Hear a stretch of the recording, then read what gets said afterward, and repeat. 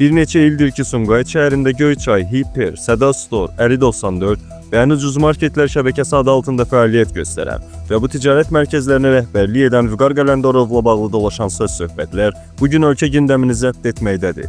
İllərdir qanunsuz əməlləri ilə dövlətə küllü miqdarda ziyan vuran Vüqar Qalendarovun cinayət tərkibli əməlləri cəzasız qalmaqdadır. Yuxarıda adı sadalanan marketlərdə yüzlərlə işçi çalışsa da, Qalendarov yalnız bir neçə satıcı ilə əmək müqaviləsi bağlayıb. Nəticədə hər ay 10 minlərlə vəsait dövlətdən gizlədilərək mənimsənilir.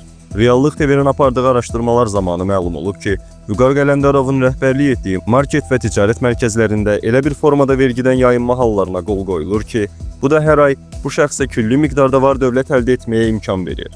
Məsələn, adicə onu qeyd edək ki, Vüqar Qalendarovun sahibi olduğu ən ucuz marketlər şəbəkəsinin ümumi sahəsi 3000 kvadrat kilometrdən artıqdır. 3 mərtəbəli binada yerləşən bu ticarət mərkəzinin zirzəmisində şirniyyat sexi, yuxarı mərtəbəsində ofis və mebel salonları fəaliyyət göstərsə də, bunların heç birinə görə dövlətə vergi ödənilmir. Belə bir halların varlığı, məhz bu şəxsin geniş imkan sahibi olmasına lazımi şərait də yaradır. Bundan əlavə bu şəxsin sahiblik etdiyi market və ticarət mərkəzlərində vətəndaşlara vaxtı keçmiş, keyfiyyətsiz qida və ərzaq məhsullarının satılması da məhz sakinləri daha çox narahat edən məsələlərdəndir.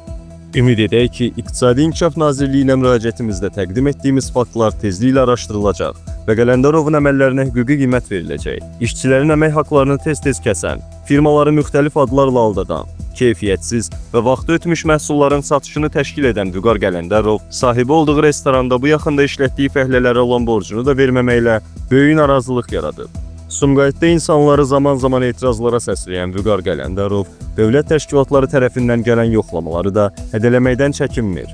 Bir neçə dəfə yoxlamalara etiraz olaraq marketləri bağlayan bu şəxs, işçilərinə gedin yolları bağlayın, qoy yoxlamanı dayandırsınlar kimi tapşırıqlar verir. Bir neçə ay öncə insanları küçəyə salan Vüqar Qalendarovu himayə edənlər də az deyil. Vüqar Qalendarovun sadə xanımlara qarşı əxlaqsız davranışı da marketlər şəbəkəsində danışılan mövzulardandır. İnsanların həyatını məhv etməklə özünü xoşbəxt sayan birinin çirkin əməlləri təəssüf ki, cəzasız qalmaqdadır. Cinayət tərkibli əməlləri ilə milyonlar qazanan bu şəxsin ölkə rəhbərliyinə qarşı fəaliyyəti də mövcuddur.